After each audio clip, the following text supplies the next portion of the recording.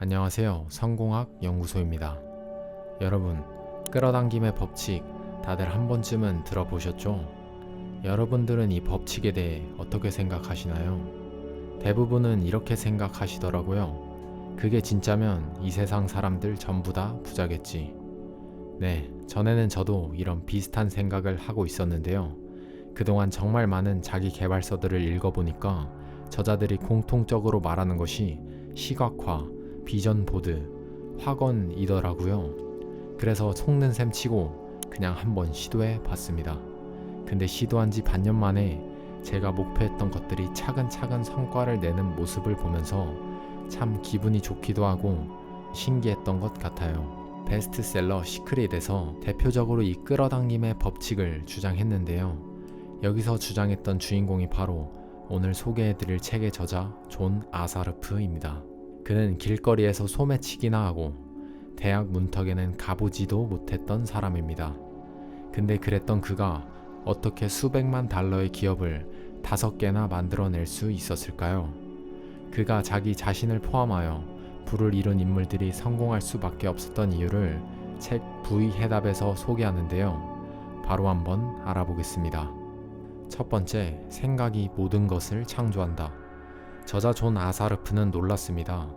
몇 년 전 잡지에서 오려 벽에 붙여놓은 대저택 사진은 실제로 그의 집이 되었고 남들에게 혹은 자신에게 말해왔던 목표들이 모두 이루어졌기 때문이죠.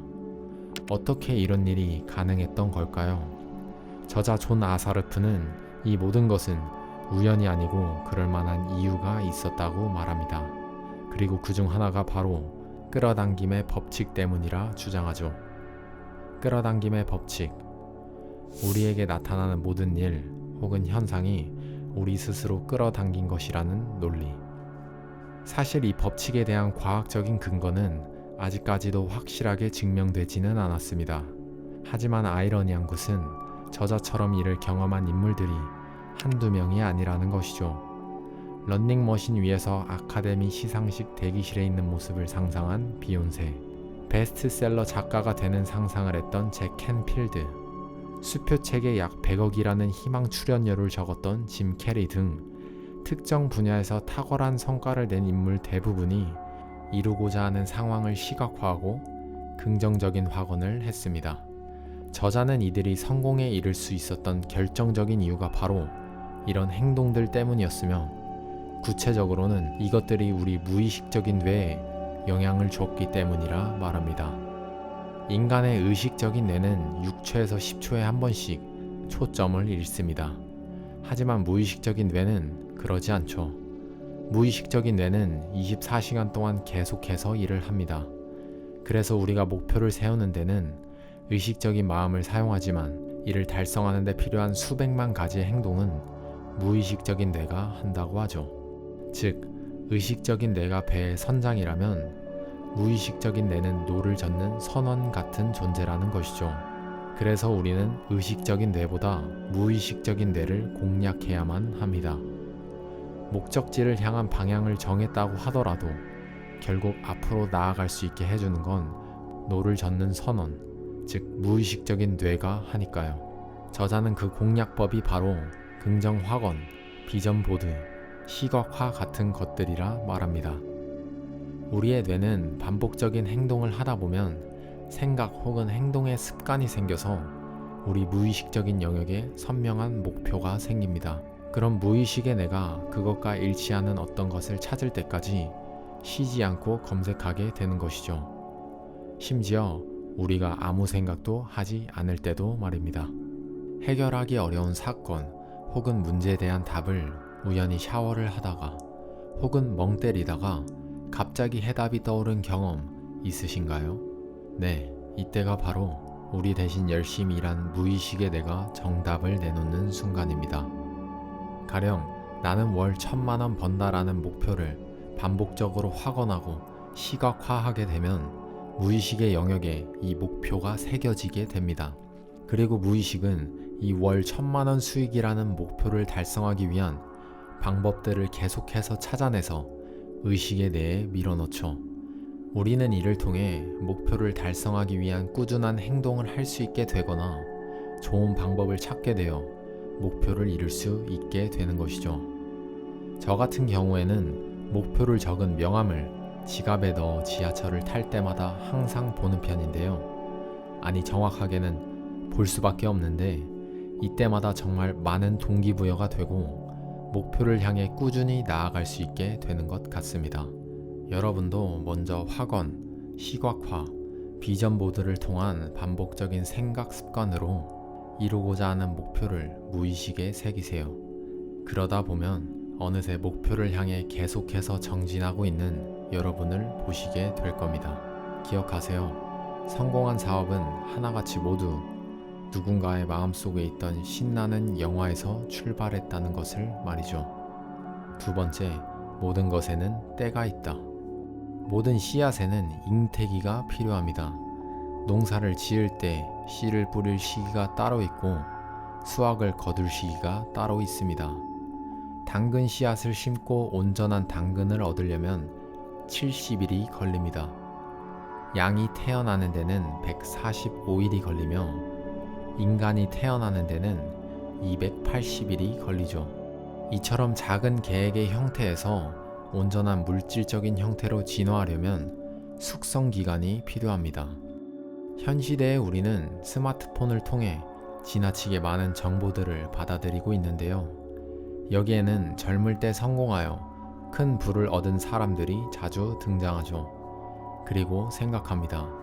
와, 저 사람은 나랑 동갑인데, 혹은 나보다 어린데 나는 여태 동안 뭘 했지? 밥 먹다가 혹은 자려고 누웠다가 상대적으로 돈도 없고 능력도 없는 것 같은 자기 자신이 한심하게 느껴집니다. 그리고 때로는 이러한 감정이 우리를 무리하게 만들기도 하죠. 그 사람 따라잡으려면 잠이라도 줄여야겠어. 퇴근 후에는 이거 해야 되고 저거 해야 되고 급하게 자신의 에너지를 최대한으로 쏟아가면서 하루하루를 보내게 되죠. 하지만 당장 눈에 보이는 성과가 없어 짜증이 남과 동시에 성격은 점점 신경질적으로 변합니다. 나는 왜 그들이랑 다른가? 왜 성과가 나지 않는 건가? 역시 난 안 될 사람이었구나. 사실 생각해보면 우리가 이렇게 될 수밖에 없는 이유가 있기도 합니다. 지나친 정보들과 더불어 우리는 대부분 학창시절부터 경쟁에 매몰된 채로 자라왔기 때문이죠. 특히나 나이대에 맞는 모습을 갖추지 못했을 때 주변에서 바라보는 시선이 두렵습니다.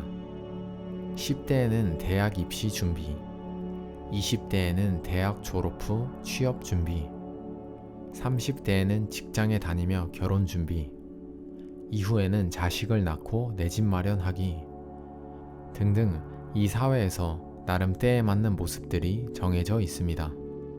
하지만 우리가 이런 과정을 그대로 밟지 못했을 경우엔 주변으로부터 이런 소리를 듣곤 합니다. 나이가 몇인데 아직도 이러고 있니? 이제 슬슬 너도 준비해야 하지 않겠어? 남들은 열심히 하고 있는데 너는? 등의 소리를 듣게 되죠. 우리는 누가 옆에서 무언가를 하면 나도 그래야 할 것 같고, 그리고 그 행동을 하는 사람이 1명에서 2명, 3명으로 늘어갈수록 당장 해야 할 것 같은 조바심을 가지게 됩니다.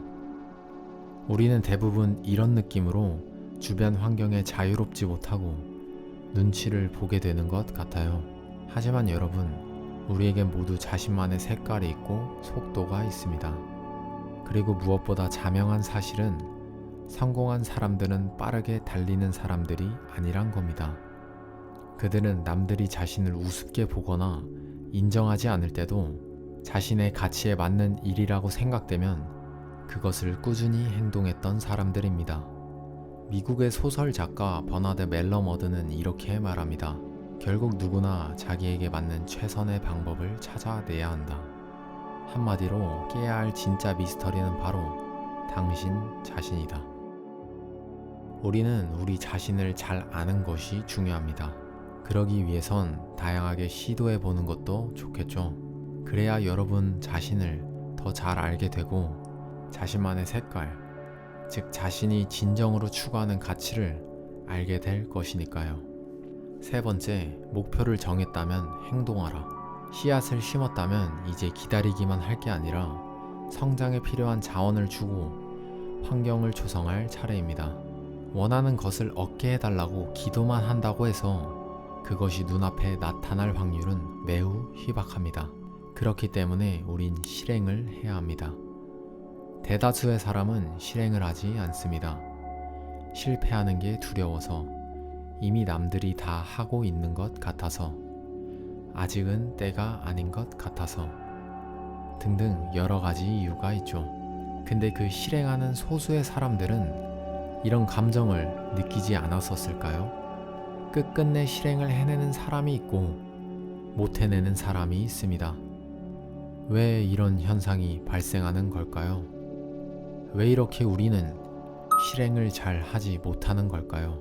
저자는 이 이유가 우리에게는 사이코사이버네틱스라는 자동 항법 장치가 있기 때문이라 말합니다.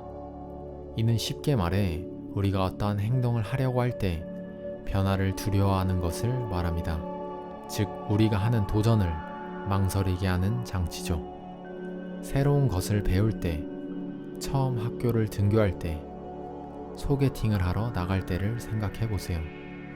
어떠신가요? 무언가 설레이면서도 조금은 마음이 불편하시진 않으신가요? 새로운 것을 할 때는 저항이 있기 마련입니다. 그리고 이 당연한 저항을 이기지 못하면 우리는 앞으로 나아갈 수가 없습니다. 저자는 이를 극복하는 구체적인 방법을 알려줍니다. 그 방법은 바로 무의식의 뇌를 속이는 것이죠. 무의식의 뇌는 실제 세상에서 얻은 경험과 순전히 상상력에 의해서 얻은 경험을 구분하지 못합니다. 그렇기 때문에 어떤 일을 시도하기 전에 먼저 그 일을 경험한 것처럼 상상하고 또 설레는 감정을 느낀다면 무의식의 뇌의 메커니즘이 재조정됩니다. 이렇게 되면 무의식은 면역체계가 바이러스를 퇴치하는 방식으로 새로운 일이나 경험을 거부하는 것이 아니라 두 팔을 벌려서 새로운 환경을 반기게 되죠. 도전하기 꺼려지고 선뜻 실행하지 못하겠을 때 이처럼 그 일을 먼저 해봤다고 상상해 보세요. 그리고 최대한 긍정적인 기분을 느끼세요. 그러면 정말 신기하게도 그 전보다 훨씬 시도하기가 수월해지실 겁니다. 그리고 여러분들, 어떤 일을 하기 전에 두려움이나 거부감을 느꼈지만 하고 나서는 생각보다 별것 아니었다고 생각한 경험 다들 한 번쯤은 가지고 계시잖아요. 저자는 말합니다. 핵심은 공포를 느끼고 의심을 느끼고 불확실성이 존재하는 것을 알지만 그럼에도 불구하고 그것을 하는 것이다. 성공한 사람들은 그렇지 않은 사람들보다 두려움 같은 경보의 강도가 약하며 횟수도 적다. 이들은 그 경보를 다르게 해석한다. 성공한 사람들은 이를 돌파구, 나아가는 데 활용한다. 혹시 지금도 행동을 망설이고 있다면 한번 자기 자신에게 물어보세요. 과연 이것이 정말 위험할까? 정말 나에게 해가 될까? 아니면 목표를 달성할 때 자연스럽게 거치는 성장 과정의 한 부분일까? 오늘은 베스트셀러 시크릿의 주인공 존 아사르프의 책 부의 해답을 보고 이렇게 영상을 만들어 보았는데요. 여러분들은 어떤 생각이 드셨나요? 어쩌면 저자가 말한 내용들이 뻔하게 느껴지셨을지 모르겠습니다. 자기 개발서 대부분이 이런 비슷한 행동들을 강요하니까요. 하지만 반대로 이렇게 뻔하게 느껴진다는 건 그만큼 이 행동들이 중요하다는 것이겠죠. 오늘도 성공하기로 결심한 여러분들에게 도움이 되는 영상이었길 바라며 영상 마치겠습니다. 감사합니다.